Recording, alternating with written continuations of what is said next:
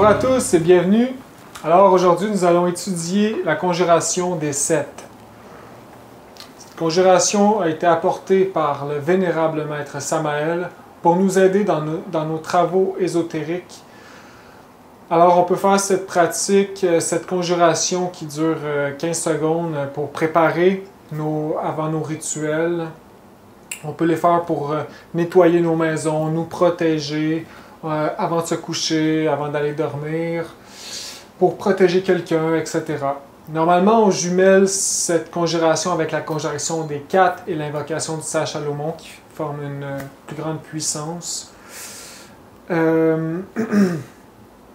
Et on le fait à l'ouest, normalement.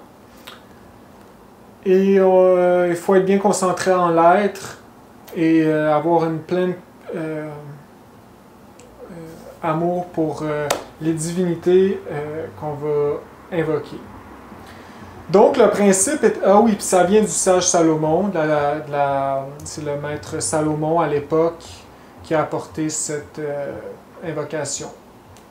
Donc bien sûr, c'est pour tous ceux qui avancent sincèrement sur le chemin, parce que ces gens qui essaient de travailler sur eux-mêmes, sur le moi psychologique, vont être attaqués. Soit par l'intérieur, soit par l'extérieur, donc soit par ses propres défauts psychologiques qui essaient de l'empêcher d'avancer, ou les forces extérieures, donc des entités externes, des magiciens noirs, etc. Donc c'est pour se protéger. Alors, c'est une conjuration qui est simple parce que nous conjurons les 7 têtes de légion, 7 démons très puissants, les plus puissants de notre monde, contre les 7 antithèses, donc les 7 archanges les plus puissants, bien sûr. Et avec les 7, donc les 7 archanges et un ange en particulier, souvent, pour conjurer son antithèse qui est le démon.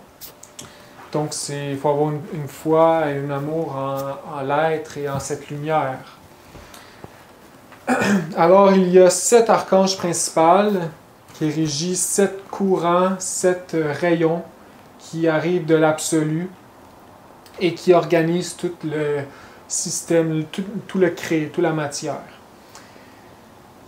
Et par antithèse, il existe 7 démons qui sont les 7 opposés à ces courants, à ces rayons. Donc, on les associe souvent aux planètes.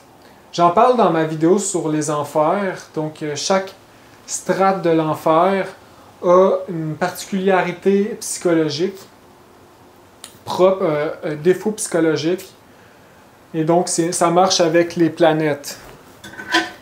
Donc, le premier rayon, c'est la Lune. Le premier cercle infernaux. Donc, positivement, la Lune, le rayon positif, c'est...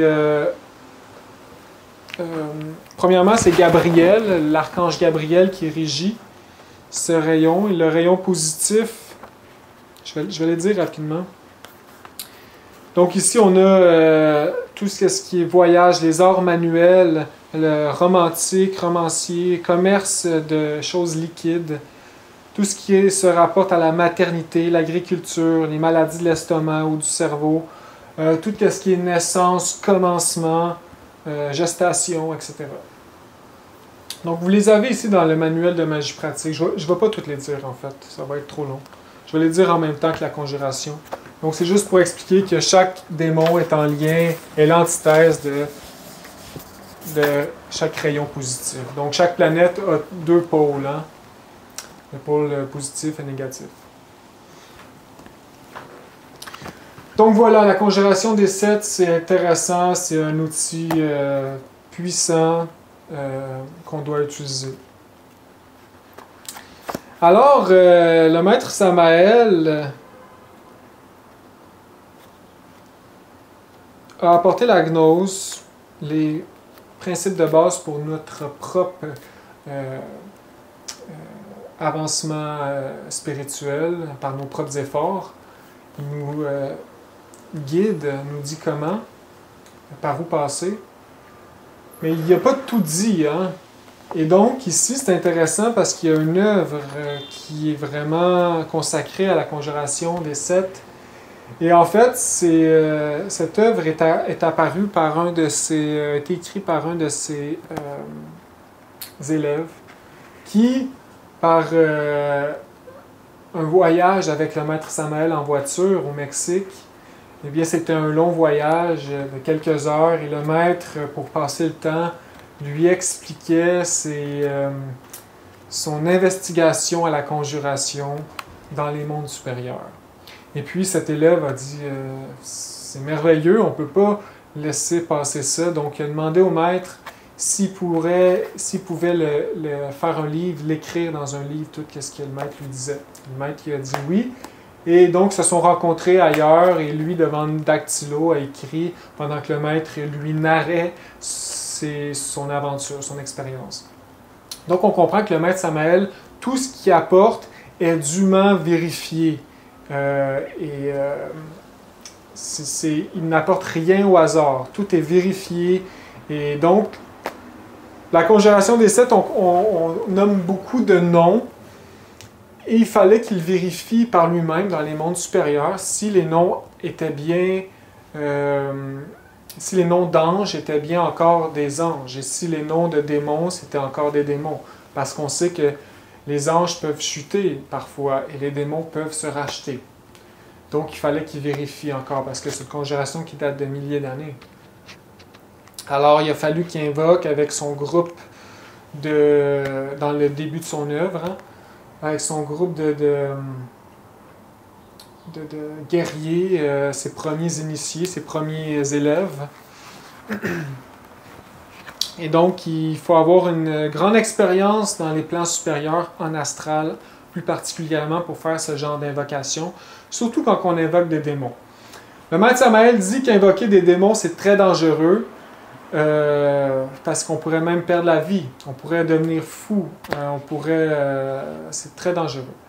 Il ne faut pas jouer avec ça, il ne faut pas faire de pacte avec eux parce que c'est des gens malicieux, méchants, qui veulent attacher votre âme à l'enfer pour toujours. Donc, c'est des ténébreux. Donc, il dit clairement, c'est dangereux de ne pas le faire. Lui, il l'invoque, il dit ici par la pierre d'Alban. Et il explique la pierre ici, c'est quoi l'invocation. Donc, il dit qu'on invoque les démons avec ça, mais ça, je pense que c'est juste une invocation, on peut invoquer n'importe qui. Mais les anges, on les invoque, c'est plus facile à invoquer. Donc, les anges, on les invoque au nom du Christ, tout simplement. Par l'amour du Christ, venez à nous, ange Michael, au nom du Christ. Et puis là, on fait Aum, Aum. Donc, c'est très simple. Mais il faut être en astral. Il faut avoir déjà le mérite d'être un théurge en astral, un mage. On peut les invoquer ici dans le plan physique, mais ils ne viendront pas parce qu'il faut se préparer. Il faut le mériter. Donc ici, la théurgie, c'est vraiment l'invocation de maître à nous. Nous, en tant que premier pas dans le chemin ésotérique, nous devons faire affaire avec les maîtres. On ne peut pas arriver seul, donc je l'explique dans d'autres vidéos. On essaie d'aller prendre l'assistance des maîtres par le biais de notre Père, etc. Ce n'est pas le sujet de cette vidéo, par exemple. Donc ici, il dit « Le sentier de la théurgie nous permet d'étudier les grands mystères de la vie et de la mort.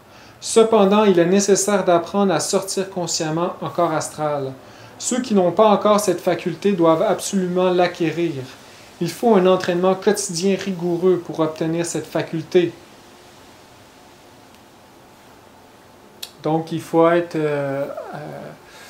habitué, il faut être un professionnel d'ésotérisme. Donc, nous qui commençons, nous étudions cette conjuration pour nous aider à un jour le devenir.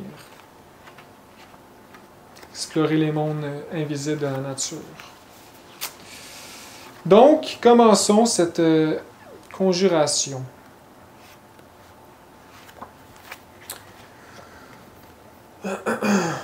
Donc, je vais la dire ici au complet pour savoir c'est quoi. J'ai déjà fait une vidéo qui l'explique, mais ici, ça va être plus en détail.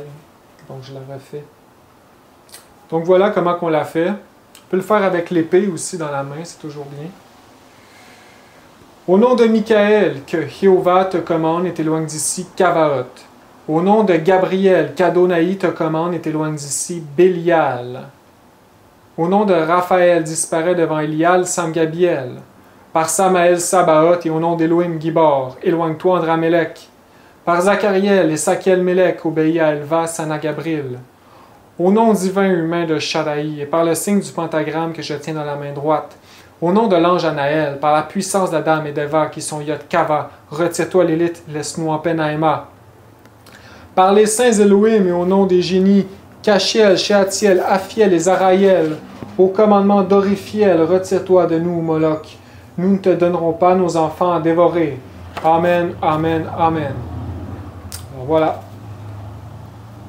Maintenant, on va étudier chaque partie.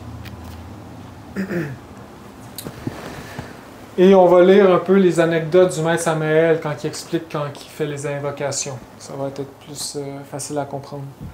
Donc, premièrement, il dit « Au nom de Michael, que Jéhovah te commande et t'éloigne d'ici, Cavaot. » Donc, Michael, c'est le régent du soleil, l'archange en lien avec le soleil, qui en astrologie, la lune, Mercure, Vénus, Soleil ou la planète Terre pour les autres, les extraterrestres, on pourrait dire. Lune, Mercure, Vénus, Soleil, Mars,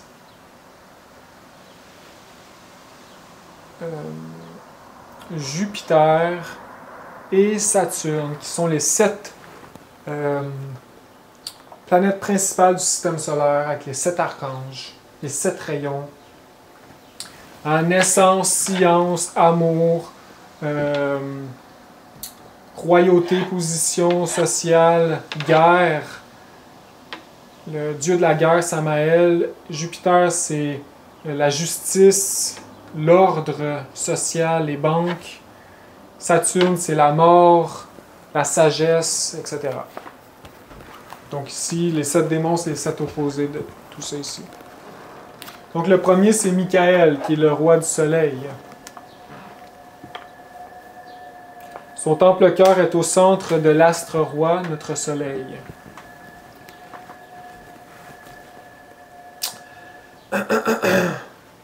Donc au nom de Michael, donc on invoque les forces de Michael, cet archange très puissant, qui en Lémurie a jeté dehors tous les démons des plans supérieurs de la nature, causale, etc. Donc c'était une grande bataille et c'est un guerrier, Michael. Les 7 archanges, c'est les chefs de hiérarchie angélique. Hein? C'est Dieu en personne. Que Jéhovah te commande et t'éloigne d'ici, Cavaot. Jéhovah, c'est un dieu, c'est un ange en lien avec la lune. Mais bien sûr, le rayon positif de la lune. Jéhovah, c'est le dieu qui est l'ange qui régit l'Éden, Yésod. Donc ici, on a les 4...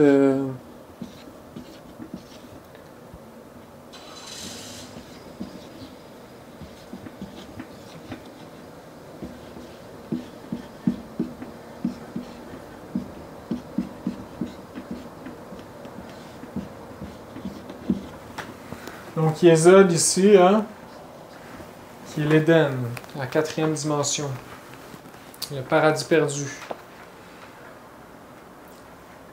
Que Jéhovah te commande et t'éloigne d'ici, Cavaot. Donc qui est Cavaot? Cavaot, c'est le démon. C'est un démon, en fait.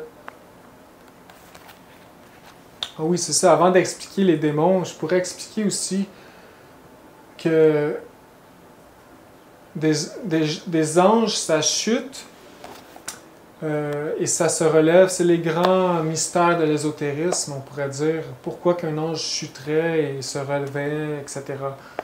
Donc, il y a plusieurs raisons. Hein. Comme le maître Samael, lui, avait chuté à l'époque parce qu'il était tombé amoureuse d'une femme. Il a été dans la sexualité quand il était un maître, donc il a descendu, il a perdu tous ses pouvoirs, etc. Il existe des descentes aussi, il y a des degrés et des degrés de chute. Une chute, c'est beaucoup. Hein? Une descente, c'est vraiment contrôlé. Tu descends, comme par exemple, tu es un maître et tu as envie de redescendre. Parce qu'en fait, à chaque fois que tu descends et que tu remontes, tu acquiers un degré supérieur. Et c'est qu'est-ce que les gens, des fois, les anges veulent. Hein? Ils veulent être, pas par orgueil, parce qu'ils n'ont pas d'ego, mais ils veulent plus. Et ça, ici, c'est dangereux, vouloir plus. Donc, des fois, il y en a qui descendent dans la sexualité sans perdre l'énergie, mais c'est quand même une descente. C'est quand même, tu perds tes pouvoirs. C'est manger du fruit.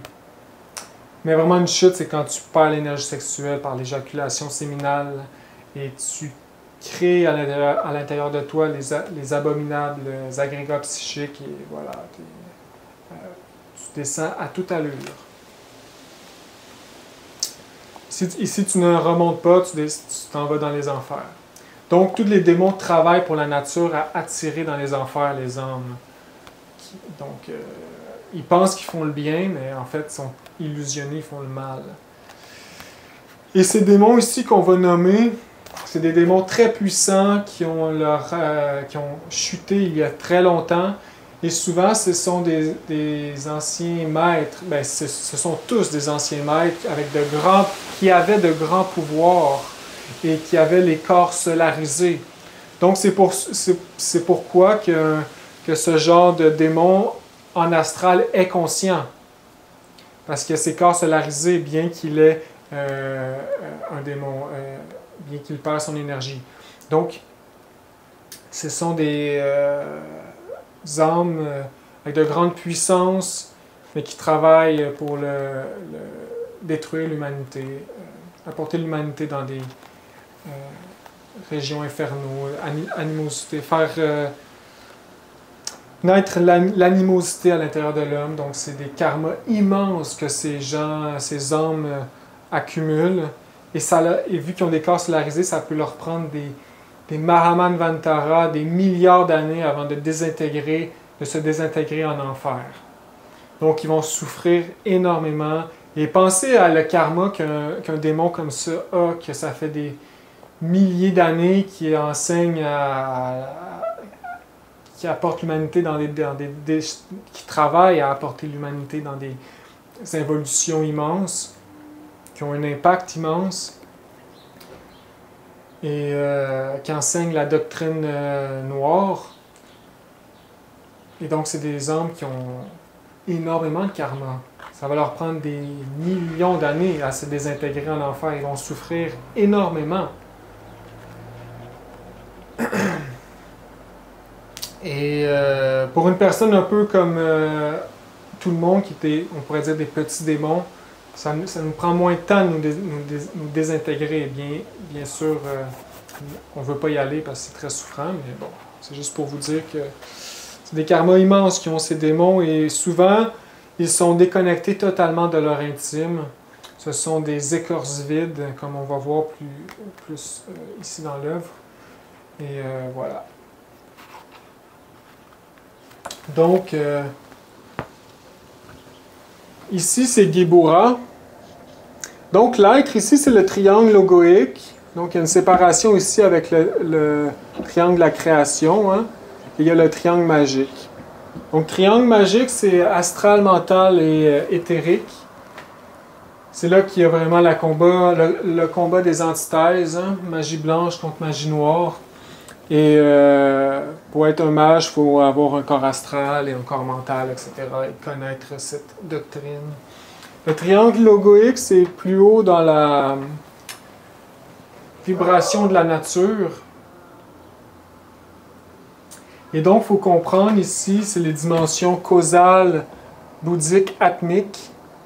Donc, notre être ici gravite au niveau atmique et bouddhique, au niveau de Gibura et Chesed. Et donc ici c'est la 7e dimension, ici c'est la 6e. Et donc ces dimensions-là restent tout le temps pures. Hein? C'est des parties de notre être qui ne sera jamais entachées par l'ego. L'ego est entaché par les 4 corps de péché qui sont ici en bas. Donc nous sommes disconnectés, hein? Et nous devons nous travailler pour nettoyer les 4 corps de péché et un jour fusionner avec l'être. Parce que l'être, en fait, c'est un trio. Gibura, Chesed et Tiferet. 7e dimension, l'atmique, 6e, bouddhique, et 5e, le causal, l'âme humaine. Donc ici, c'est l'âme divine.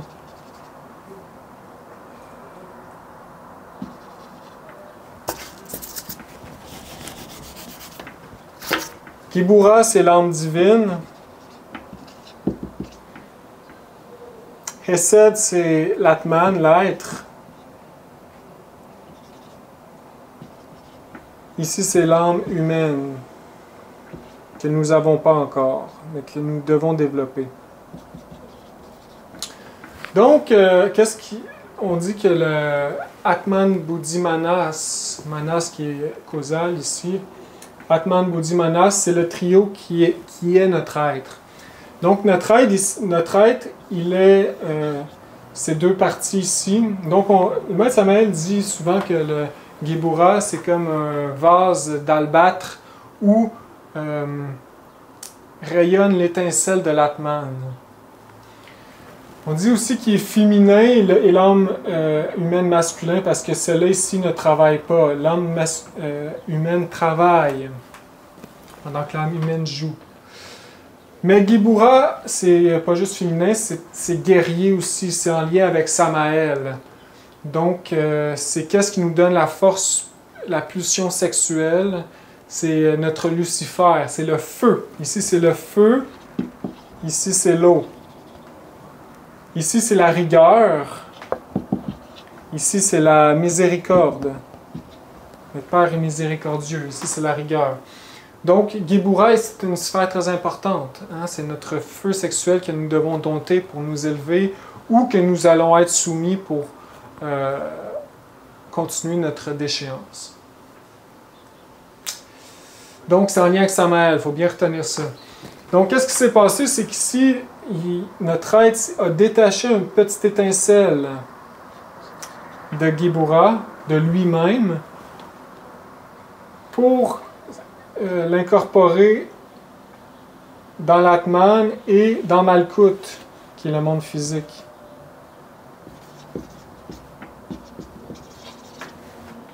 Donc les 3 dimensions que l'on connaît en ce moment, par Chesed, qui est la sexualité.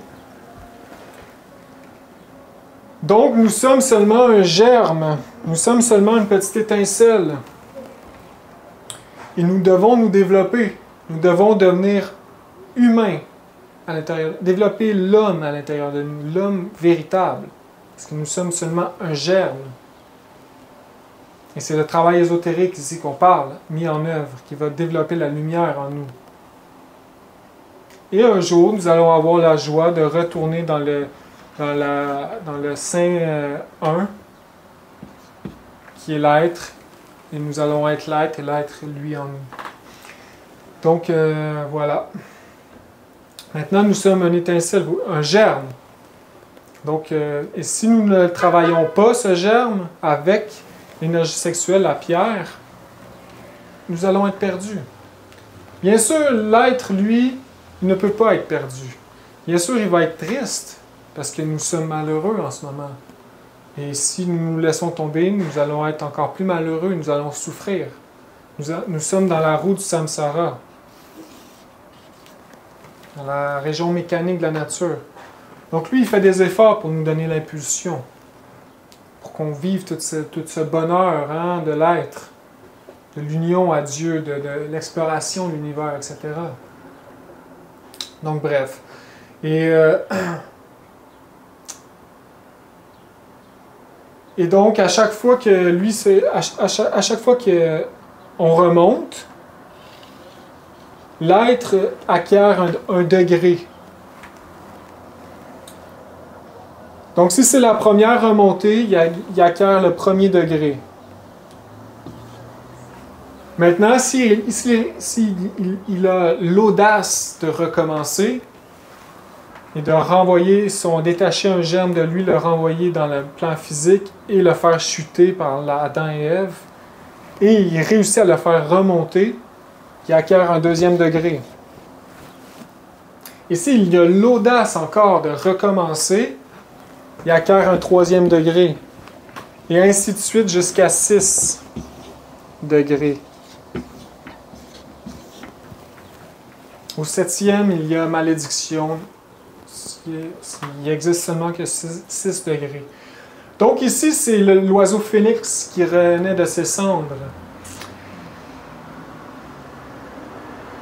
Ce n'est pas bon de descendre pour avoir un degré. Ça devrait être un peu fait de façon accidentelle. Parce que c'est faire souffrir le Christ intime. Et ce n'est pas favorable.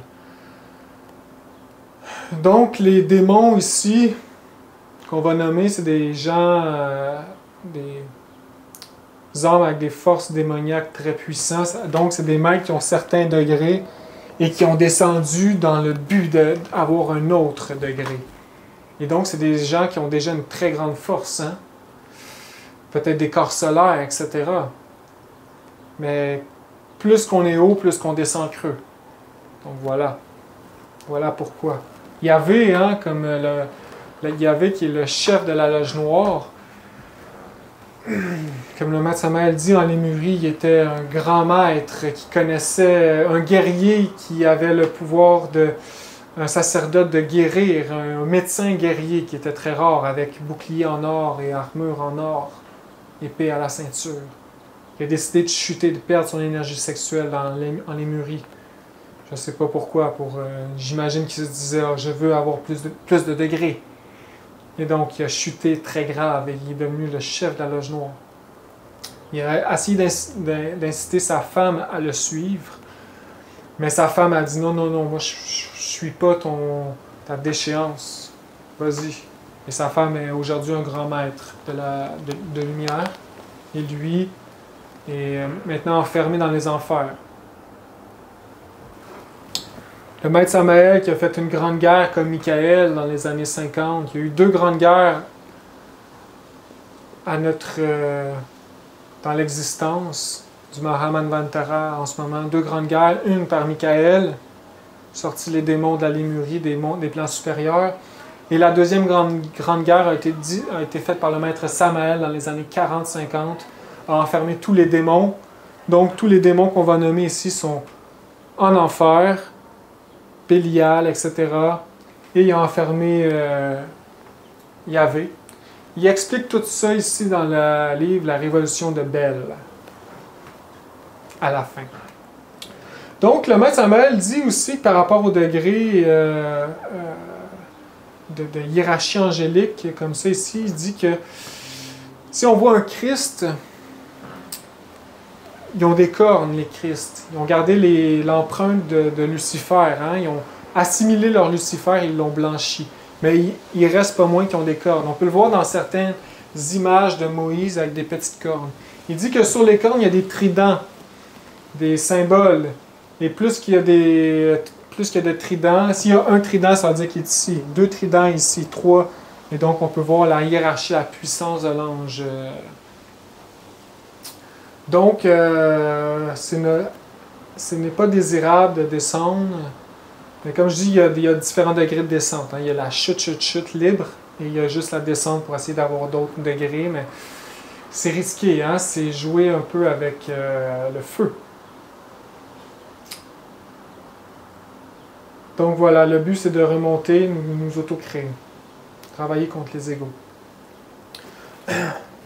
Donc ici, il dit que les degrés ici...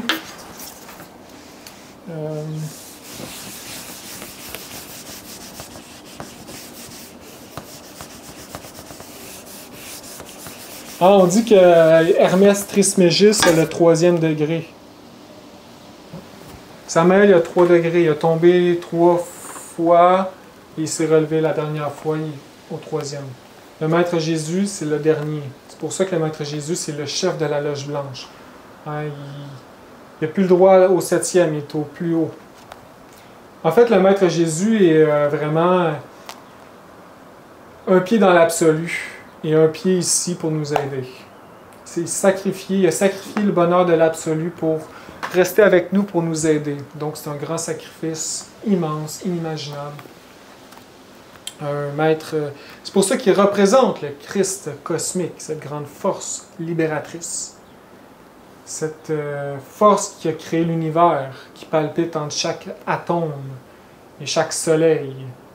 Cette force qui est brute, elle est latente dans nos organes sexuels et dans chaque grain et graine de la nature. Donc oui, c'est ça ici. Il parle aussi, Gurdjieff parle de les degrés ici. Le Maître Samuel, il parle. Donc ici, il nomme pas les noms pour les 2 premiers. On ne les connaît pas. Mais le 3e, c'est Degindad. Degindad.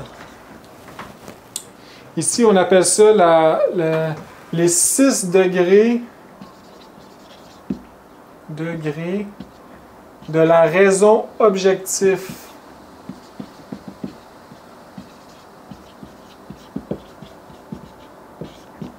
Donc, on appelle ça des degrés de la raison objective. Donc, plusieurs degrés donc, de raison objective. Donc, 3e, Degindad. 4e, Ternunad. Ternunad. Le 5e, c'est Podkulad. Et le 6e, c'est Enclade. On l'entend souvent, celui-là ici. Enclade. Donc ici, par exemple, s'il y a un grand maître, imaginez 5e montée, etc. Et là, son âme humaine décide, moi je veux le Enclade. Et donc il descend, mais en fait compte, il chute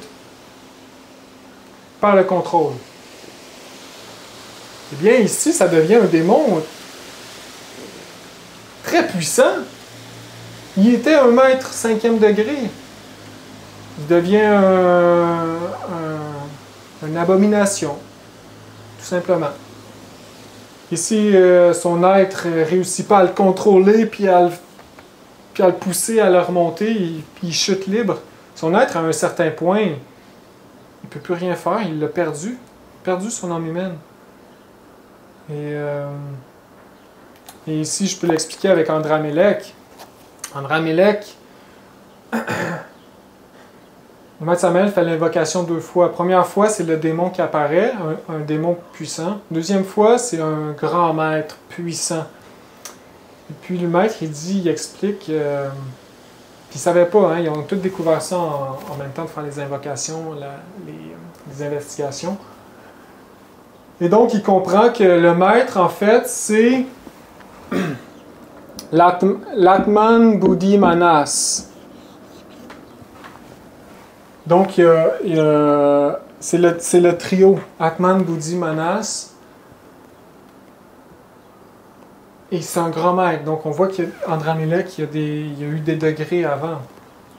Mais maintenant, il explique une écorce kabbalistique vide parce que son être a retiré l'âme qu'il possédait, la dernière petite étincelle, il l'a réassimilée. Donc, il a repris la petite étincelle, il l'a réassimilée dans le causal. Donc, il a perdu le contrôle de son âme humaine. Andramélec, démon. Et donc, il explique le maître que c'est une écorce, un anasmoucène, donc une personne à 2 polarités, mais ici à un autre degré, là, parce que anasmoucène, on l'est tous un peu, hein, parce qu'on veut devenir gnostique, mais on est démon en même temps. Mais lui, c'est un autre degré, parce que lui, ici, Andramélec, Il n'y a même plus d'âme. Il n'y a même plus d'étincelle. Il n'y a même plus rien à voir avec son être. Disconnecté total. Et son être qui a repris la dernière petite étincelle. Donc c'est une écorce vide.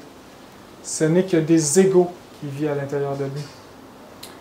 Et le maître Samael, il dit qu'Andramélec, l'être, le maître, va payer un karma éventuellement d'avoir négligé son âme comme ça. Parce qu'il crée l'enfer sur Terre en ce moment. Donc voilà, c'est un écorce vide. Aussi, ces démons-là sont tellement puissants, vu qu'ils ont des corps astrales, mentales, etc., ils agissent dans ces régions consciemment. Même s'ils sont en enfer, puis qu'ils n'ont plus un pied sur Terre, eh bien, ils ont quand même des forces magnétiques. Ils travaillent à la déchéance encore aujourd'hui sur tous les égos de l'humanité. Donc, ils ont quand même des forces magnétiques. Donc voilà, hein, les dieux n'ont pas d'ego, mais des fois, peut-être que d'en vouloir plus, c'est pas très bien. Ça peut être redoutable. Donc, c'est une grande philosophie. Dans son œuvre,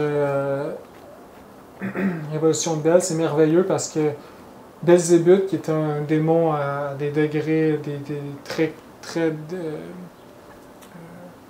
des pouvoirs démoniaques, il a quand même avait une étincelle d'amour à l'intérieur de lui, et le maître Samael, grâce à ce levier, a réussi à le racheter. Il l'explique dans son œuvre, c'est merveilleux. Donc enfin, maintenant, parlons de la conjuration. Continuons là. Donc ici, ça peut être une raison pourquoi qu'un ange devient démon. Mais il y en a d'autres raisons. Il y a des raisons et des raisons partout. Donc oui, un ange peut devenir démon et un démon un ange. Donc voilà, il fait les invocations toujours en astral. C'est un professionnel, le maître Samael, et il avait comme mission d'investiguer. Donc voilà, on continue.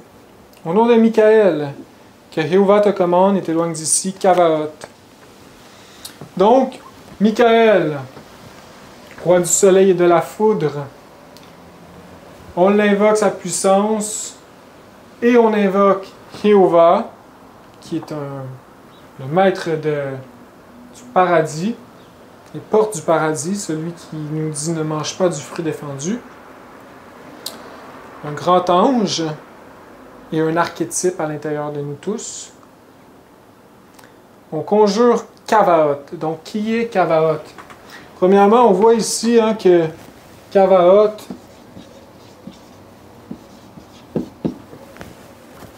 c'est le contraire de Jéhovah.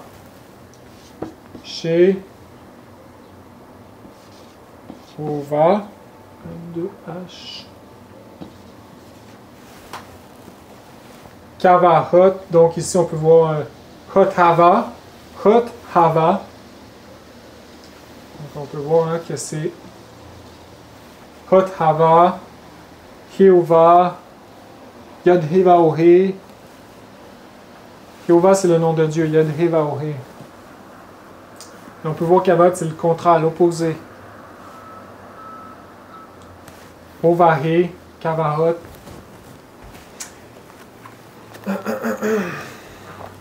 Donc c'est un démon. On va lire ici un peu le maître Samael quand il fait son invocation, qu'est-ce qui se passe.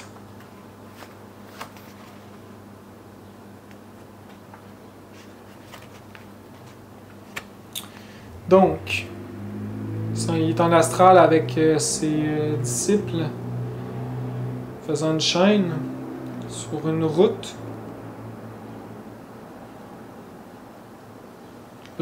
Nous sommes allés nous promener dans une route solitaire et on faisait l'invocation. Le résultat fut merveilleux. Au bord du chemin, nous nous trouvâmes avec une sculpture olympique solennelle. Elle semblait ciselée par un praxitèle. Son visage ressemblait à celui de l'Apollon grec. La courbe de ses pieds, le profil de ses mains Tout l'eurythmie de cette sculpture pouvait rivaliser avec la Vénus de Milo. Pourtant, il y avait quelque chose d'étrange dans cette bellissime sculpture. Cette précieuse effigie humaine était revêtue d'une tunique couleur de sang qui formait de beaux plis exotiques et fatals, tombait jusqu'aux pieds. Nous comprîmes que nous nous trouvions face au pôle opposé de Jéhovah. Nous nous trouvons en face de l'épouvantable et terrible Cavaot. Étendant la main droite en direction de cette beauté maligne et séductrice, d'une voix forte nous conjurons en disant « Au nom du tétragrammaton, je te conjure, Cavaot !» Donc une conjuration à apprendre. Au nom de tétragrammaton, je te conjure, Cavaot. En achevant de prononcer ces mots, nous vîmes avec une grande surprise cette belle et maligne sculpture s'irriter contre nous de manière terrible. Puis, avançant vers nous, elle nous attaqua de son horrible pouvoir hypnotique, et elle nous insulta sans ménage. Ses paroles étaient réellement répugnantes, dignes seulement de la grande prostituée dont le nombre est 666. La lutte fut terrible. Nous avons dû nous défendre de toutes nos forces spirituelles pour repousser ce terrible démon d'une beauté maligne. Nous avons finalement triomphé, et l'épouvantable personnage qui avait pris la figure d'une prostituée se cacha dans une taverne sur le comptoir de laquelle on ne voyait que des verres et des bouteilles de boisson. Voilà la magie noire, voilà l'abîme. Donc il continue ici, et il l'invoque une deuxième fois, un autre soir, parce qu'ils veulent s'entretenir avec lui. Donc c'est intéressant, il dit...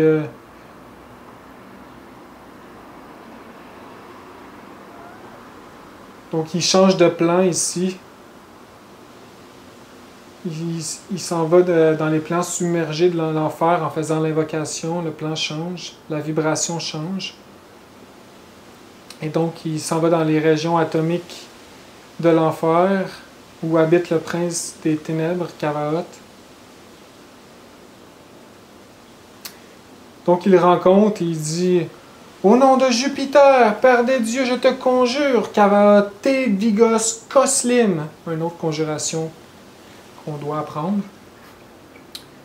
Ces mantras ont un effet terrible. Cavaot, frappé par un rayon mortel, leva le bras comme pour se défendre.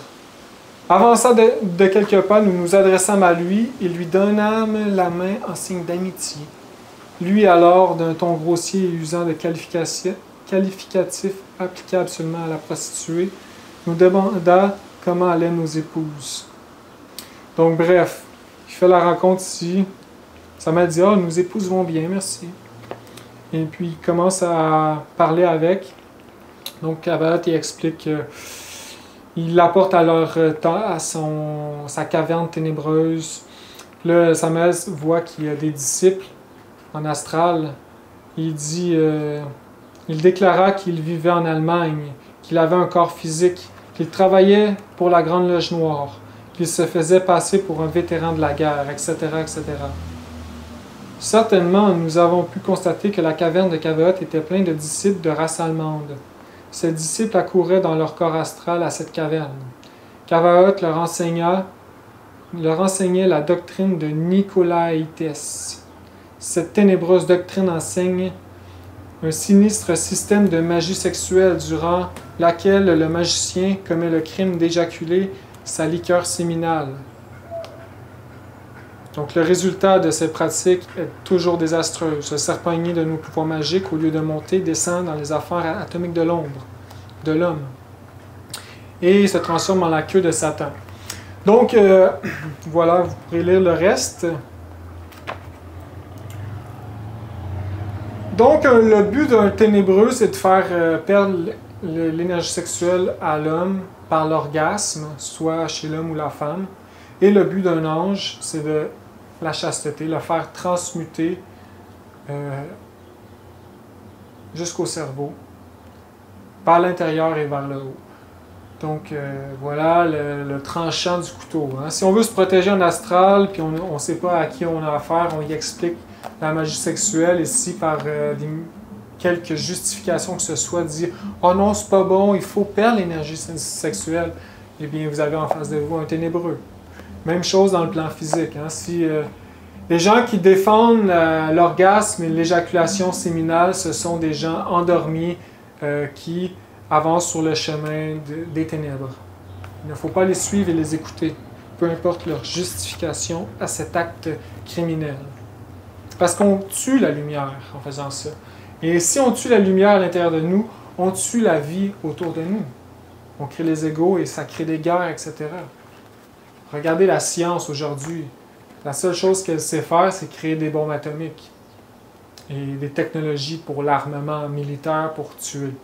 Donc, voilà. Donc, vous lirez la suite, c'est très intéressant. Et il invoque ensuite l'ange Adonai, l'ange Jéhovah. On va lire un petit peu ici.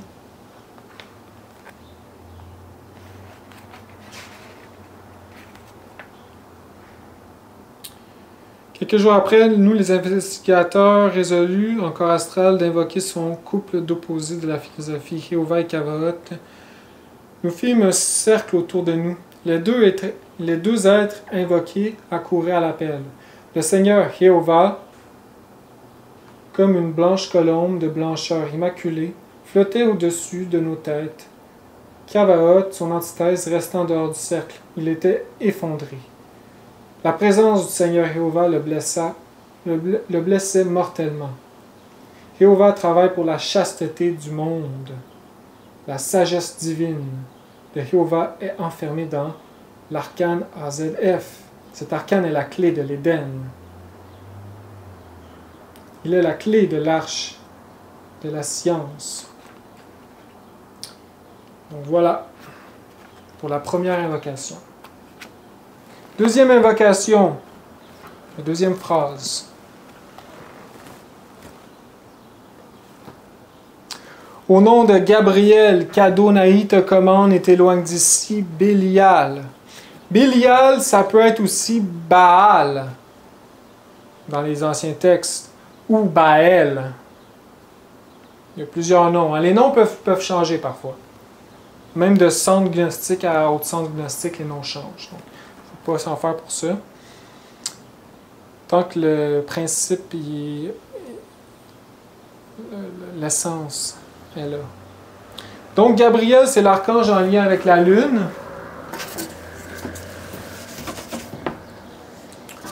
Donc, Gabriel, c'est l'archange en lien avec la lune.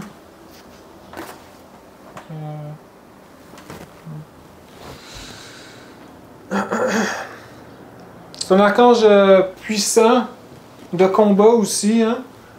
Parce que la lune est tout le temps en lien aussi avec la magie. Hein? On sait que les magiciens noirs utilisent la lune pour faire leurs choses ténébreuses, les forces lunaires, négatives. Et nous, les gnostiques, on utilise la lune de façon positive pour faire nos travaux. Par exemple, en pleine lune, il y a plus de force pour faire des rituels, etc. Ici, on peut voir le nom de Gabriel qui est en lien, bien sûr, avec Géboura.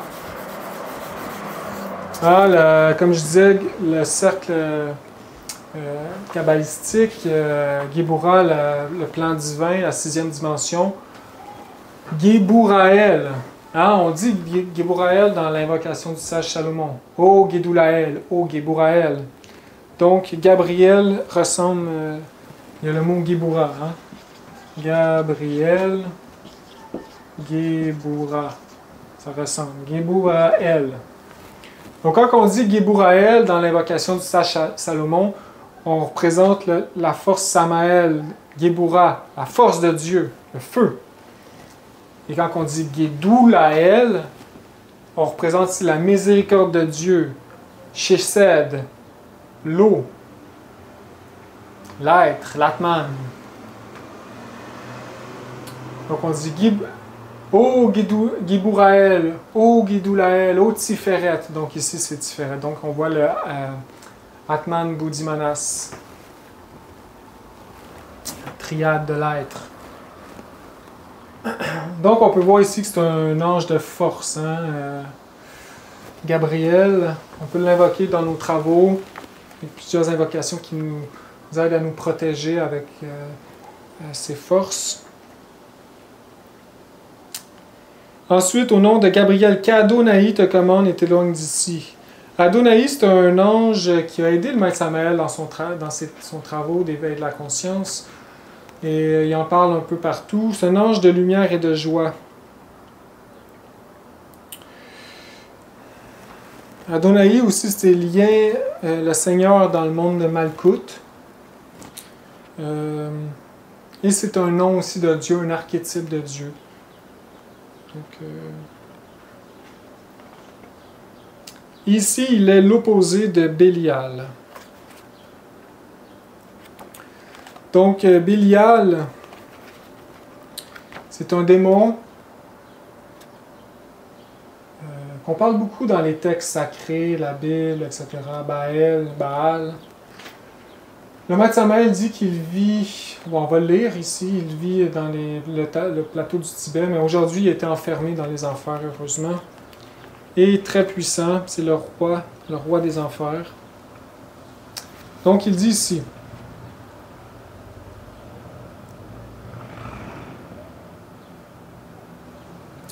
une nuit encore astrale, nous avons invoqué Baal. Baal était un roi ténébreux qui vivait dans une caverne du désert de Gobi. C'est là qu'il instruisait ses disciples. Il enseignait la magie sexuelle des sphères sublunaires. Adonai, fils de la lumière et de la joie, était son opposé. Ces deux antithèses de la philosophie étaient en relation intime avec le rayon de la lune. La présence de Baal était du reste ténébreuse d'une belle manière, couronnée comme un roi. 3 petits points. Ses yeux étaient écartés et fermes, ses sourcils épais, son nez fort, ses lèvres grosses, son visage rond. Il était vêtu d'une tunique de magicien noir. Frappé par notre conjuration, il tremblait devant nous. Nous n'avons pas obtenu de lui beaucoup d'amitié. Son caractère fut inabordable. Et ensuite, il invoque l'ange Adonai qui dit qu'il apparaît sous l'apparence d'un enfant âgé de quelques mois. Mais l'enfant l'attaque. Et à la fin, c'est comme une épreuve. Puis, c'est quoi comment qu'il passe l'épreuve? Attends.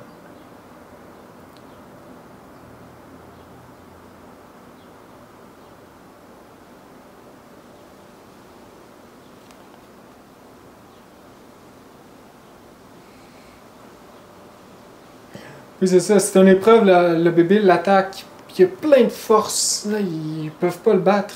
Il est trop fort. Puis là, ensuite, quelqu'un nous dit de lui tendre amicalement la main. Nous fîmes ainsi. Nous lui tendîmes notre main, dans l'intention de le saluer. Lui alors répondit fraternellement, et nous nous serrâmes la main. Ok, c'est le gardien du ciel de l'ange Adonai, le fils de la lumière. Ah, voilà, il y a encore l'ego, Adonai. C'est un Anasmussen aussi. Le plus intéressant, c'est de penser que l'ange Adonai, malgré son immense perfection, conservait encore le gardien du seuil, le moi psychologique, l'ego réincarnant, que nous devons tous décapiter et dissoudre pour incarner en dedans de nous le Christ interne.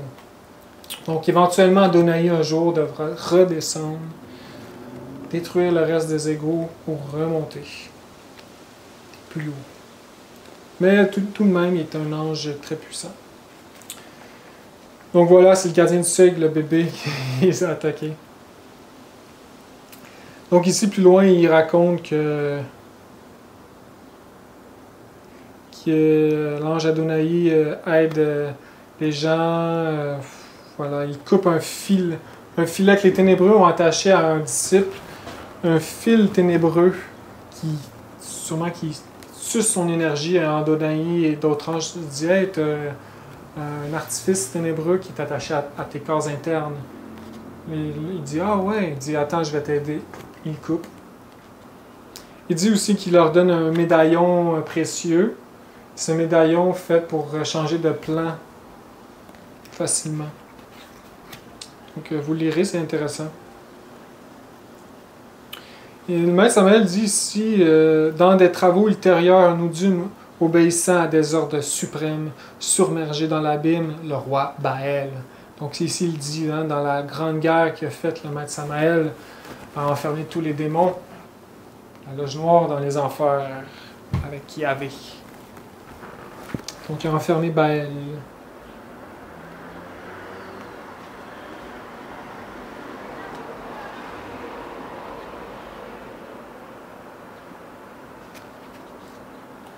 Ensuite, troisième phrase. Au nom de Raphaël, disparaît devant Élial, Sam Gabriel. Raphaël, archange de Mercure.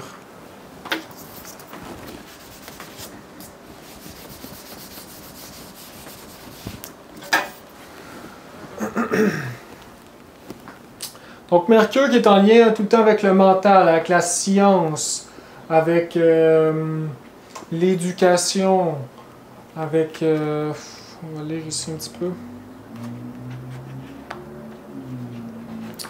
Le journaliste, l'intellectualiste, les affaires, les procès, la science, le voyage, toutes les activités mentales, etc. On sait que le mercure de la philosophie, c'est le lance séminis. Donc c'est la science de la transmutation du plomb en or. C'est pour ça que dans les légendes, dans les mythologies, Mercure est le messager de Dieu. Dans les mythologies grecques, je crois. Parce qu'il représente l'anséminis, notre Mercure philosophal. Il nous faut transformer et purifier. Notre Mercure sec qu'il nous faut purifier.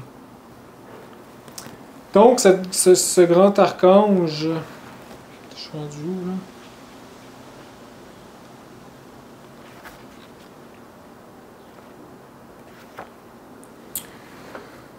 Ensuite, nous disons qu'Adonai disparaît devant Élial, Sam Gabriel.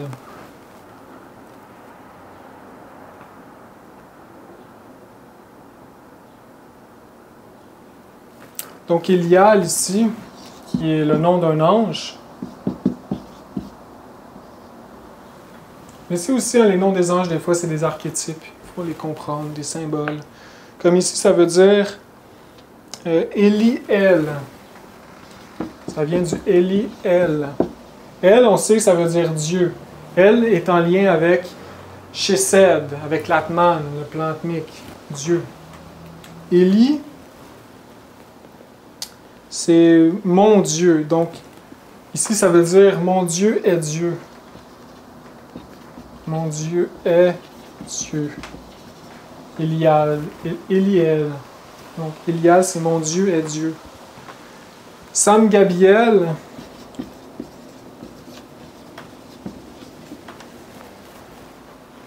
Ici, on peut voir ici, hein, Gabriel, c'est comme Gabriel, c'est Giburaël ou Gibura, donc la force.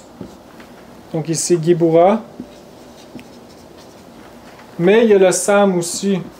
Sam en hébreu, ça veut dire poison.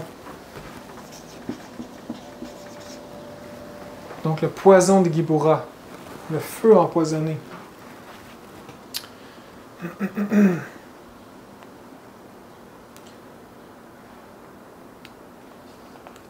Donc ici, c'est un ange en lien avec le mental, hein, le monde mental. Parce que Raphaël est en lien avec le monde mental. Et le maître Samaël explique dans ce chapitre une aventure qu'il y a eu dans le plan mental.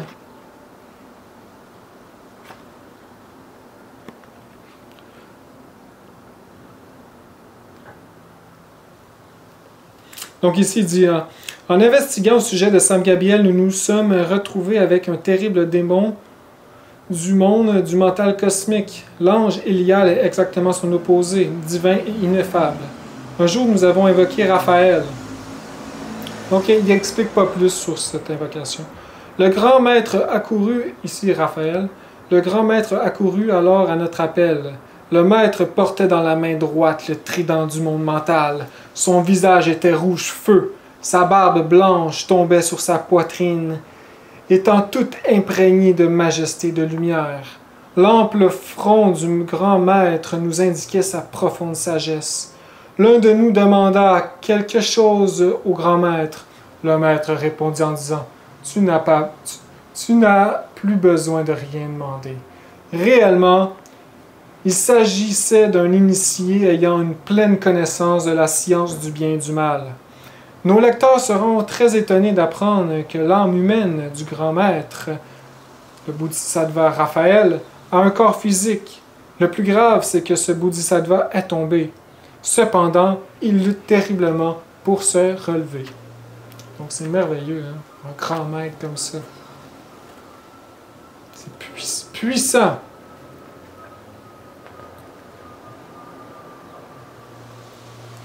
Donc, il n'en parle pas plus de cette invocation de Sam Gabriel. Mais il raconte ici une petite aventure que le maître Samael a vécue dans le plan mental, qui exprime bien le rayon de Raphaël, qui est le plan mental. Donc ici, il dit...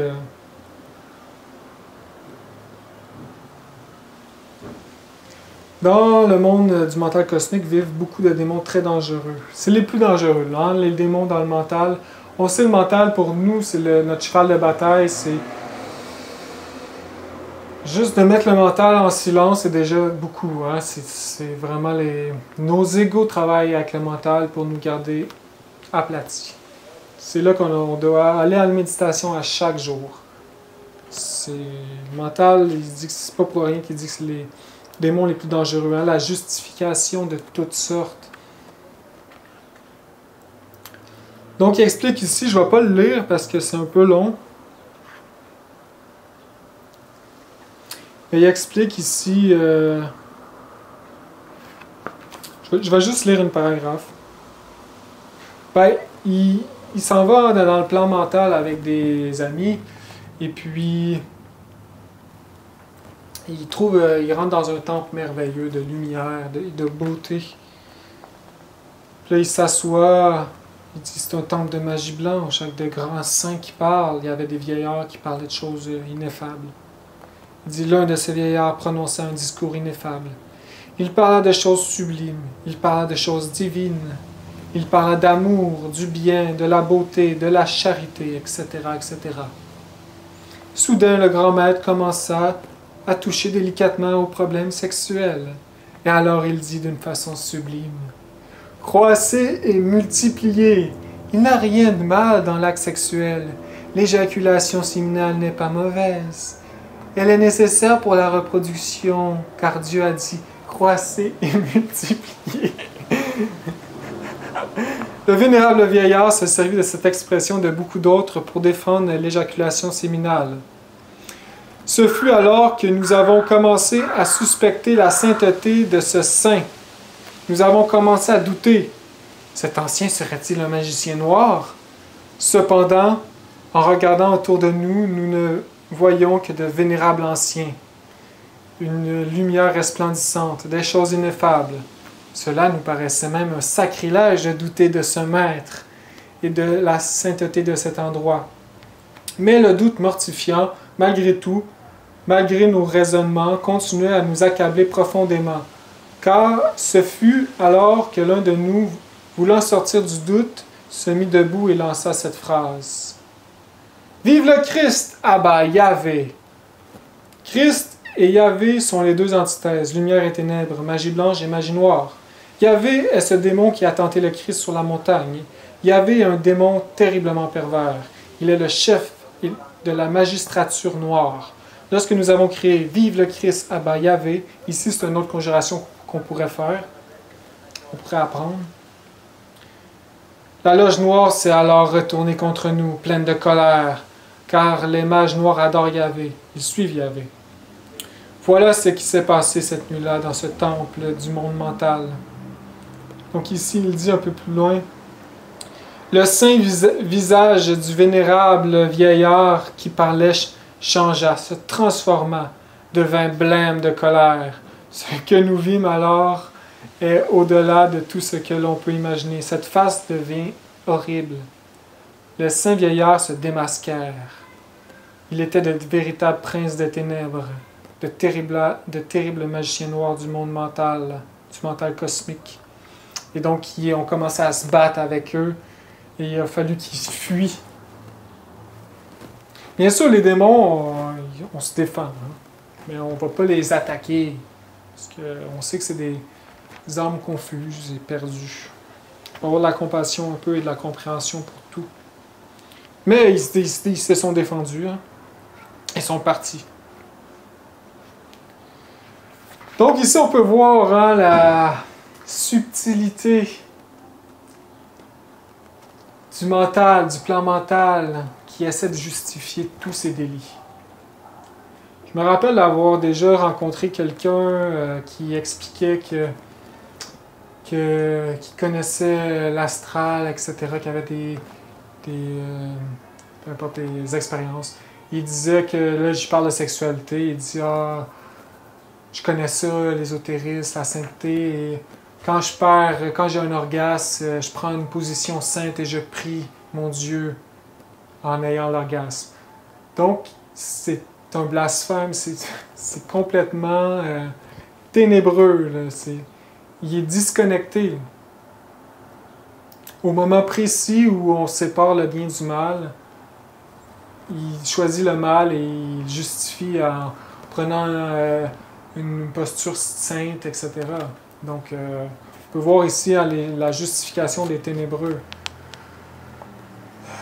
C'est très dur, c'est vraiment des loups déguisés en brebis. Donc, si on n'a pas vraiment la doctrine, la structure ésotérique du Maître Samael, on pourrait être dévié facilement, parce qu'on est inconscient nous-mêmes.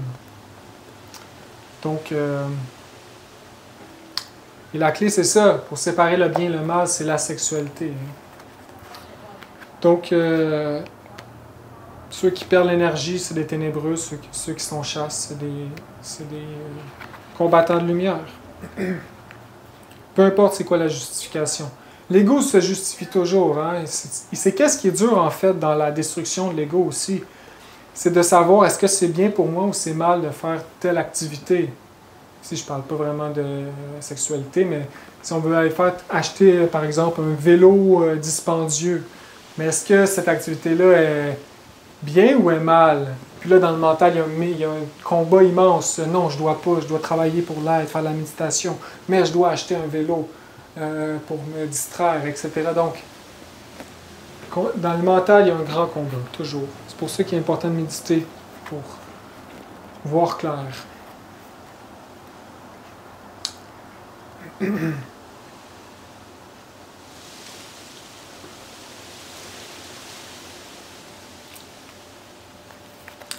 Donc maintenant, nous sommes rendus par Samael Sabaoth, au nom d'Elohim Gibor. Éloigne-toi, Andramélec. Samael, l'archange Samael, qui nous a apporté la doctrine, mais qui régit aussi le rayon de Mars, qui est un rayon très important pour l'humanité et pour la nature, parce qu'on sait que ce rayon de Mars régit le taureau, pas le taureau, le bélier et le scorpion. Je crois que c'est ça, le scorpion. Donc le bélier, ici, c'est la tête. Le cerveau, hein, comme on sait, le scorpion, c'est les organes sexuels. Donc c'est le Adam et Ève.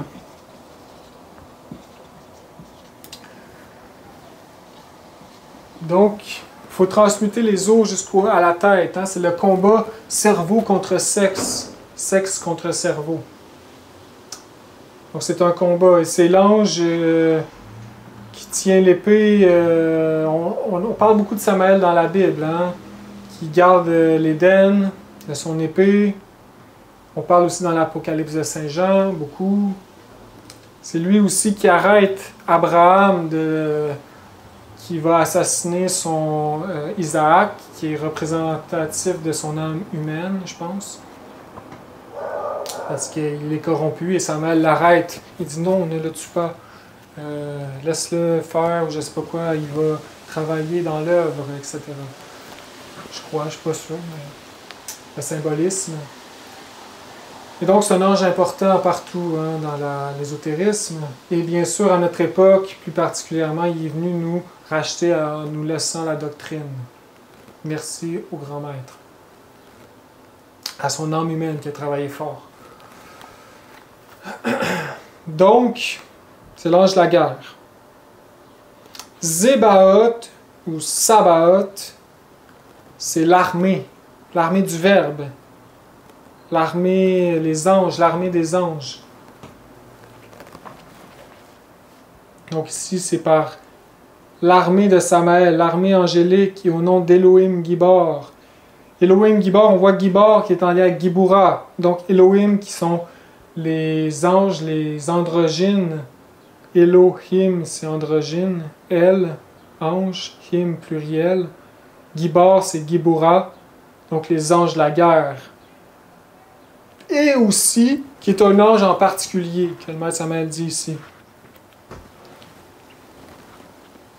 Donc, il y a plusieurs représentations. On va voir ici Elohim Gibor en premier.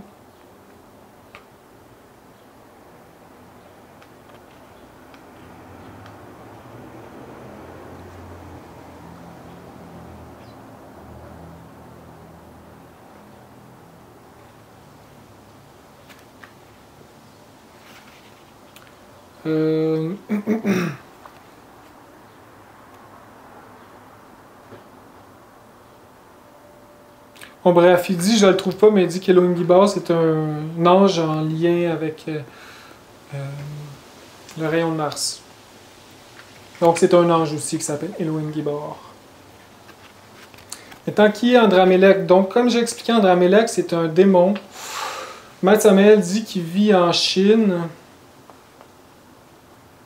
Il dit que quand il l'invoque, c'est un géant avec la peau couleur noire charbon, extrêmement fort, magnétique, et quand il parle, c'est comme si la terre résonnerait. Donc il conjure, etc.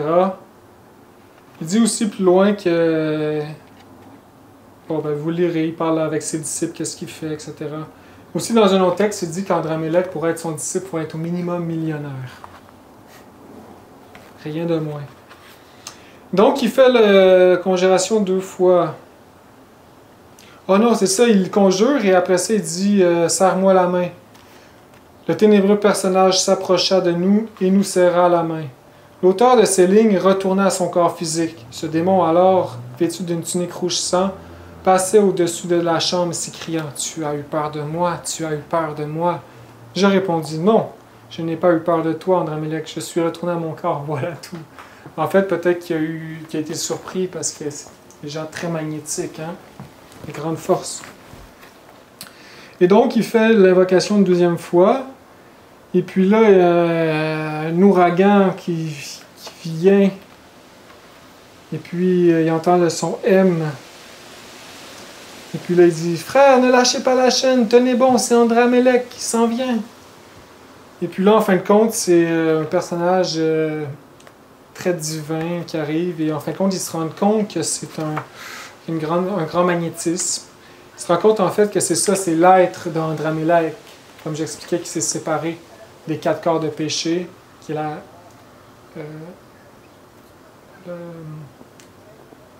carapace kabbalistique, et l'être. Donc voilà, donc il explique ici qu'il parle avec l'être d'Andramélec, qui est un grand maître et qui un jour qui est triste de voir d'avoir perdu son âme humaine.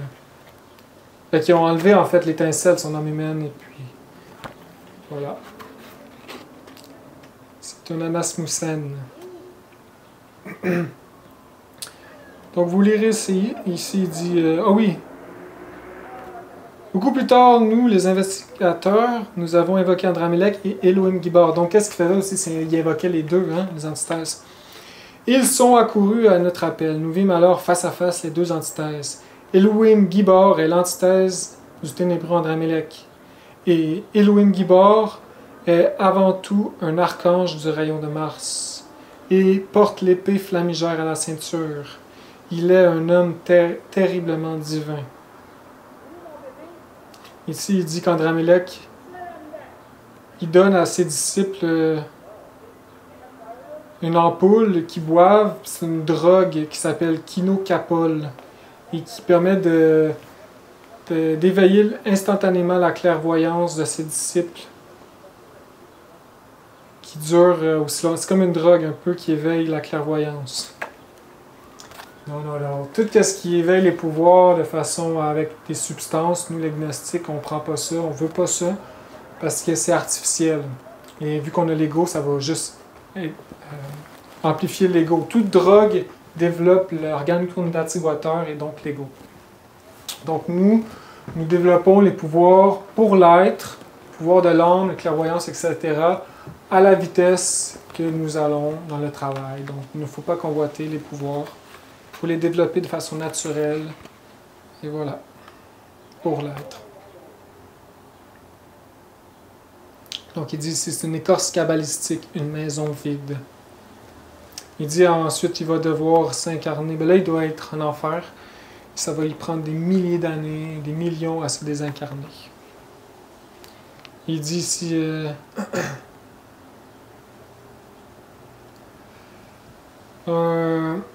notre interlocuteur nous posa alors cette autre question. Est-ce que l'intime est coupable des mauvaises œuvres d'Andramélec et du karma qu'il doit payer? L'intime est un anneau, Maître Samael dit. L'intime est un agneau immolé, lui avons-nous répondu, et il devra payer pour cette ex-personnalité tantrique. L'intime, le maître interne, devra se réincarner pour payer le karma de son ex-personnalité. La loi est la loi. Et ce maître a manqué de force pour dominer la ténébreuse personnalité humaine. Lorsque l'esprit vainc la matière, il acquiert la victoire, et c'est tout. Alors voilà. Prochaine invocation. Par Zachariel et Sakiel-Melech obéit à Elva Sana-Gabriel. Zachariel, c'est le dieu de Jupiter. Jupiter, qui est en lien avec les hautes militaires, le civil, ecclésiastique, questions monétaires, haute finance, affaires, se rapportant aux juges et aux tribunaux. Si on dit que c'est le père de notre père. C'est un peu martien, je pourrais dire, mais c'est pas Mars, c'est un autre rayon.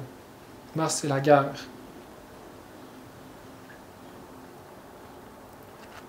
Donc ici, on parle de l'opposé de Zachariel et on le conjure par l'opposé de Zachariel qui est Sana-Gabriel.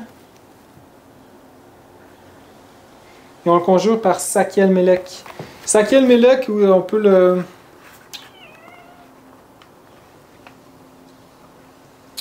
On peut le dire différemment, on peut le dire Zédéchiel Melech, Zakiel Melech, Zadakiel Melech. Ça pourrait être... comment qu'on le prononce. Donc Sakiel Melech est un ange.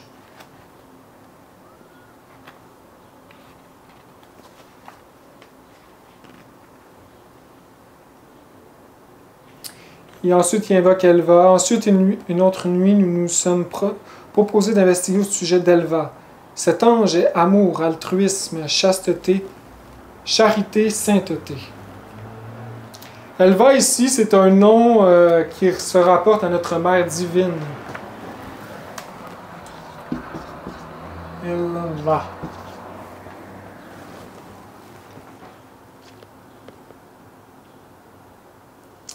Notre mère divine en lien avec Jupiter. Mais c'est aussi un ange. Et donc, qui est Sana-Gabriel?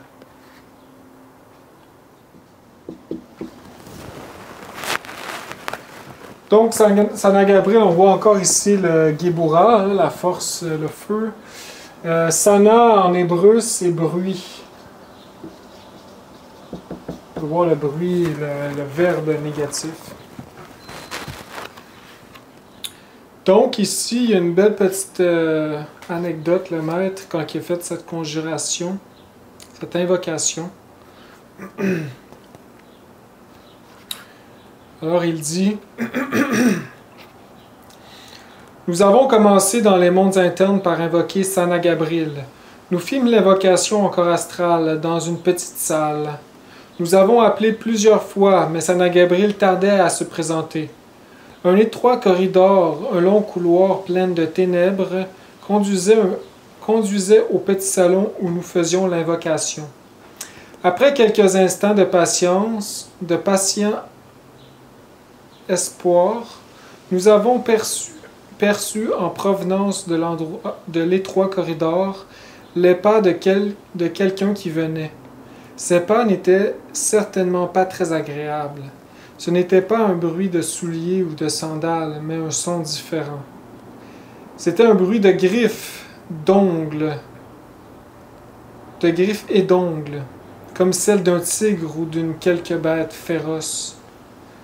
Nous sommes restés fermes, nous avons attendu que Sanagabril s'approche un peu plus. Nous étions prêts à le conjurer avec force. Soudain, un être étrange se présenta au seuil de l'enceinte. Nous regardâmes et nous vîmes un visage si horrible que seule l'imagination d'un fou allié ou d'un parfait idiot aurait pu concevoir. Nous aurions préféré voir sortir les morts de leur tombe à minuit que de contempler la figure épouvantablement horrible de Sanagabril. Franchement, le terrible aspect de cette bête diabolique nous a surpris à un point tel que nous avons dû retourner instantanément à notre corps physique. Nous n'avons pas eu peur, nous avons été surpris par l'horrible laideur. Quiconque suit le chemin noir parvient à ce triste état. Cependant, loin de nous décourager, nous résolûmes d'affronter à nouveau l'horrifiant spectacle. Ainsi donc, armés de courage et de volonté, nous refîmes une autre nuit en astral l'invocation de Sanagabril. Cette fois, nous l'avons invoqué au coin de l'une des rues d'une grande ville. Sanagabril accourut à notre appel, mais désireux de s'entretenir avec nous, il prit l'aspect d'un homme ordinaire. On aurait dit un banquier, et il s'approcha en nous parlant d'argent. Il nous donna le numéro gagnant de la loterie, évidemment pour que nous l'achètions. Il prétendait par cette tentation nous attirer dans sa sphère d'influence ténébreuse. La loterie, c'est de la pure magie noire. On vole à tout un peuple pour enrichir quelques-uns. Nous ne nous sommes pas laissés enfermer dans cette cage d'or. Seul nous intéressait de connaître cet aspect ténébreux, cette ombre de Jupiter. Ensuite, une autre nuit, nous sommes proposés d'investiguer au sujet d'Elvas. Cet ange est amour, altruisme, charité, chasteté, sainteté, comme je disais. Donc ici, on peut voir Sanagabril. C'est très intéressant cette anecdote. Donc, il s'est présenté son vrai aspect qui était tellement horrible qu'ils sont retournés à leur corps physique. Donc, la deuxième fois, il a pris l'aspect d'un banquier pour ne pas effrayer ses invocateurs. On peut voir ici le cercle ténébreux de Jupiter avec toutes les banques, les loteries, la corruption, l'argent, etc. Il leur offre le numéro gagnant de la loterie. Alors voilà le ténébreux Sanagabril. Maintenant, nous allons suivre les deux prochaines invocations qui sont longues. Donc, on peut voir une plus grande... il nous faut prendre plus de précautions en invoquant ces forces. Au nom divin humain de Shaddai. Shaddai qui est un nom hébreu qui vient de dire Lucifer positif, on pourrait dire. La libido. La force. Shaddai. Et par le signe du pentagramme, donc le Christ, l'homme solaire, que je tiens dans la main droite, au nom de l'ange Anaël, l'ange de l'amour, Par la puissance d'Adam et d'Eva, qui sont l'homme paradisiaque,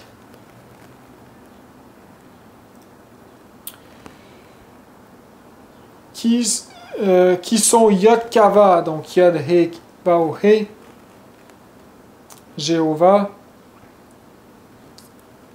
Retire-toi, Lilith, laisse-nous en paix, Naïma. Qu'on conjure l'anti-amour, la luxure, Lilith. Ici, c'est la sphère de Vénus, avec Anaël. Donc, Anaël, qui est l'ange de l'amour, un ange très beau, de l'or, hein, le régent de Vénus. Amour, mariage, femme, parfum, musique, art plastique, art dramatique, poésie, beauté, chasteté, etc. Et l'élite qui est l'opposé, la luxure. Donc on va lire ici un peu l'anecdote du maître. Nous avons invoqué en corps astral un groupe de frères et moi, l'ange Anaël, au nom du Christ, par la majesté du Christ, par le pouvoir du Christ. Pour l'invocation, nous avons fait une chaîne dans la cour intérieure d'une maison. C'était à l'aurore. Nous avons appelé d'une voix forte l'ange de l'amour. Après quelque temps, nous vîmes passer au-dessus de la cour de la maison, à une grande altitude, quelques oiseaux ineffables, des oiseaux d'argent, des oiseaux d'or, des oiseaux de feu. L'un d'eux, le plus beau, était l'ange Anaël, l'ange de l'amour, qui, en son corps astral, avait pris cette admirable apparence. Tous, nous nous sommes écriés « Voilà Anaël, l'ange de l'amour !» Nous avions pensé que ces oiseaux merveilleux et divins descendraient dans la cour de cette maison où, tous les frères ensemble, nous faisions l'invocation de haute théurgie. Cependant, ces oiseaux passèrent d'un vol rapide et ne descendirent pas dans la cour intérieure de la maison. Qu'y avait-il? Que se passe-t-il? Tout à coup, quelqu'un frappa 3 coups à l'intervalle régulier, à la porte de la maison. Nous rompîmes la chaîne et, toujours en corps astral, nous allâmes ouvrir la porte. Un bel enfant vêtu d'une tunique rose et bleue se présenta sur le seuil. D'autres enfants le suivaient. Cet admirable enfant était Anaël, l'ange de l'amour, l'ange de l'aurore, l'ange de Vénus. La chevelure de cet enfant semblait une cascade d'or tombant sur ses épaules ineffables. Il paraissait comme un enfant de 12 ans, son visage rose comme l'aurore avec des traits parfaits, ineffables. Tout son corps était rose comme l'aurore. L'enfant portait des fleurs dans ses bras. Nous nous sommes agenouillés afin qu'il nous bénisse et il nous a bénis. En présence de cette belle enfant, on ne ressentait que l'envie de jouer. On sentait revivre sa propre enfance. On se sentait redevenu un enfant. Le directeur de la chaîne, à genoux devant l'ange de l'amour, lui demanda un conseil. L'enfant lui répondit avec une grande sagesse. Nous avons soigneusement observé l'aura de cet ange. Elle est blanche, pure, innocente, parfaite. L'ange Anaël irradiait une lumière resplendissante, une lumière divine, une lumière ineffable. Cette précieuse lumière irradiait de sa moelle épinière. Réellement, la moelle épinière est le chandelier à 7 branches du temple. L'huile d'or pure du candélabre est le sémen christonique que les fornicateurs éjaculent misérablement. Les anges sont pleins de lumière et de feu, car ils sont absolument chastes. Les démons sont remplis de ténèbres parce qu'ils éjaculent misérablement le sémen.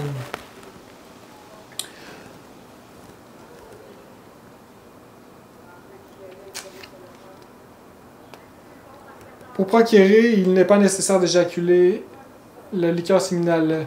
Le grain de semence peut toujours passer à la matrice sans qu'il y ait nécessité d'éjaculer tout le sperme. Les multiples combinaisons de la substance infinie et le sémen sont merveilleuses. Après avoir invoqué l'ange Anaël, nous résolûmes de connaître Lilith, son antithèse ténébreuse. Et une autre nuit, la plus tranquille, la plus silencieuse, nous avons invoqué Anaël et Lilith simultanément. Nous fîmes l'évocation encore astrale à l'intérieur d'une petite salle. Après quelques instants, l'ange Anaël accourut à notre appel. Le bel enfant avait une prestance ineffable. Nous nous sommes agenouillés et il nous a bénis. Puis l'enfant s'est assis sur une chaise, remplie d'une immense vénération et avec un profond respect. Nous avons demandé à l'enfant la faveur d'invoquer son antithèse Lilith. Nous lui avons dit, « Maître, invoquons à présent Lilith. Nous sommes en train d'enquêter au sujet des couples d'opposés de la philosophie. » L'ange Anaël fit mentalement l'invocation de son antithèse. Nous entendîmes des pas dehors. Et peu après apparut dans le salon un autre enfant de taille absolument identique à celle d'Anaël, l'ange de l'amour. Cette antithèse d'Anaël, c'était Lilith. Nous regardâmes et nous vîmes dans la nuit un enfant terriblement malin, un enfant au visage terriblement pervers. Cet enfant était vêtu d'une tunique de couleur noire et bleu foncé, des couleurs de la gamme de l'infrarouge. Ces mêmes couleurs sont utilisées par la loge blanche, mais dans la gamme de l'ultraviolet. L'infrarouge est la loge noire, l'ultraviolet est la loge blanche. Lilith est un démon, et ses vêtements sont ceux d'un démon. Lilith est terriblement fornicatrice, de sa moelle épinière n'irradie qu'abîme et ténèbres. Nous, les investigateurs, offrîmes une chaise à Lilith afin qu'elle s'assoie. On plaça la chaise en face d'Anaël, de l'ange Anaël. Ainsi donc, les deux antithèses de Vénus étaient assis face à face. C'était quelque chose à admirer et à voir que ces antithèses face à face, Anaël et Lilith, l'amour et l'anti-amour, que Jean Blic, le théurge, a exposé aux multitudes dans les temples anciens. Là, devant nous, se trouvaient alors l'amour et l'anti-amour face à face. Lilith n'osait pas regarder le visage serein, radiant et lumineux d'Anaël. Nous nous sommes exclamés. Voilà le mystère des âmes jumelles, voilà le couple d'opposés de la philosophie. Nous étions enivrés par la sagesse, nous étions dans un véritable état de terrible extase mystique. Donc ici, on peut voir que les démons, c'est faible en fait. On ne peut même pas regarder l'ange en face, hein? Il s'est soumis. Quand on a l'ego, on n'a plus le contrôle, c'est le gardien du ciel qui a le contrôle et les pouvoirs. C'est notre ombre qui contrôle l'essence. Hein?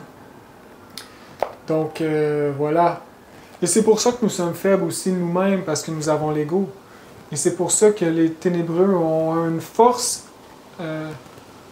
en nous, parce qu'ils utilisent nos propres égos, nos défauts psychologiques.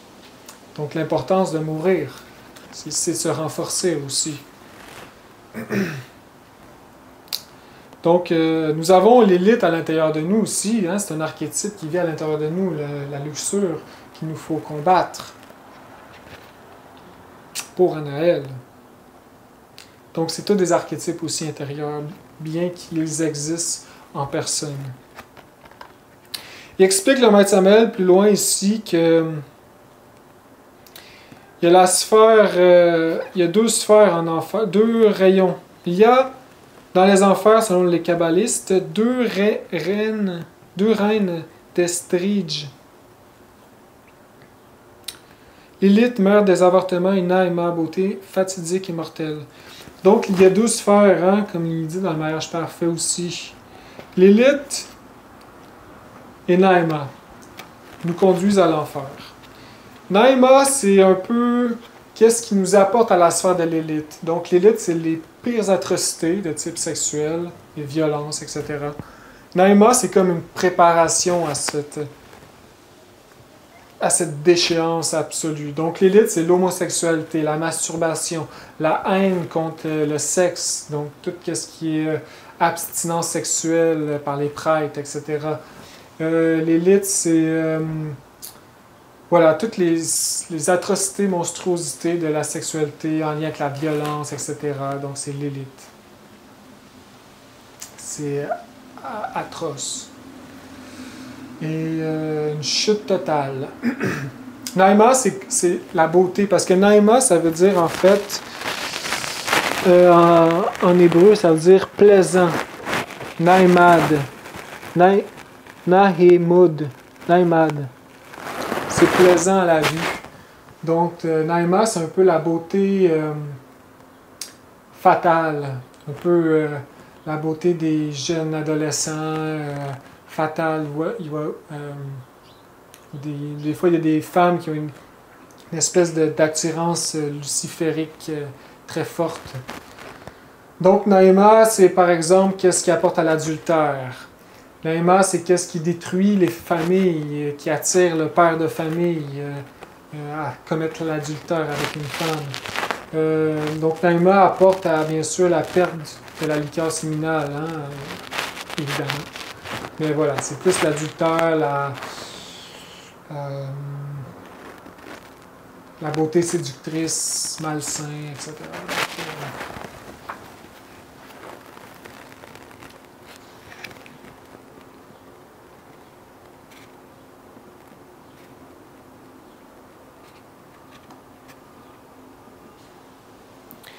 Donc, Naïma ici, séduire avec tous les charmes de la virgine et de l'amour, la virginité et de l'amour. Elle détourne le cœur des pères, les pousse à abandonner leur enfant. Elle fait rêver au veuvage des gens mariés et au mariage des hommes consacrés à Dieu.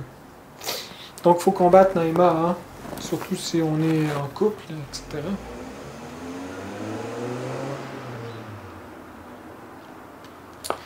Donc voilà, il nous faut vraiment conjurer ces forces, ces tentations. Puis ici, on le conjure ici, au nom divin humain de Shaddai, par le signe du pentagramme que je tiens dans la main droite, au nom de l'ange Anaël, par la puissance d'Adam et d'Eva, qui sont Yod Kava. Retire-toi l'élite, laisse-nous en paix, Naïma. Et maintenant, pour la dernière conjuration, c'est encore une fois une très grosse conjuration parce que le démon, c'est un des plus forts. Par les saints Elohim et au nom des génies, par les saints Elohim et au nom des génies Cachiel, Shealtiel, Aphiel, Zaraïel, au commandement d'Oriphiel, retire-toi de nous, Moloch, nous ne te donnerons pas nos enfants à dévorer. Donc les saints Elohim, les saints dieux, ici on conjure, on invoque 4 anges, Cachiel, Shealtiel, Aphiel et Zaraïel, et au commandement d'Oriphiel, qui est l'archange de Saturne.